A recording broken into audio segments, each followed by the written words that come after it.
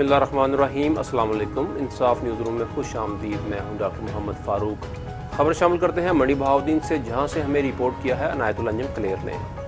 Assistant commissioner ملک وال عثمان غنی نے میانہ گوندل میں ناجائز قابضین سے 40 کنال سرکاری اراضی واگزار کرا دی، جس کی مالیت کروڑوں روپے ہے۔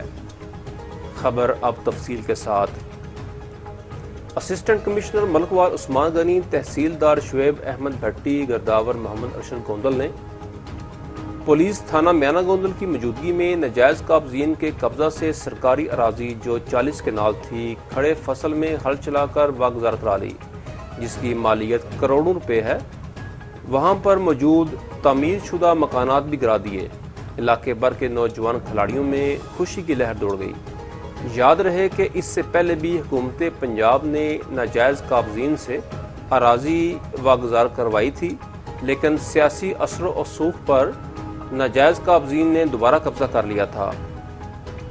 اسسٹنٹ کمشنر ملک وال عثمان غنی نے میڈیا سے گفتگو کرتے ہوئے کہا کہ آپ دیکھ رہے ہیں کہ جس طرح پورے پنجاب میں اینٹی انکروچمنٹ کے حوالے سے کارروائیاں جاری ہیں۔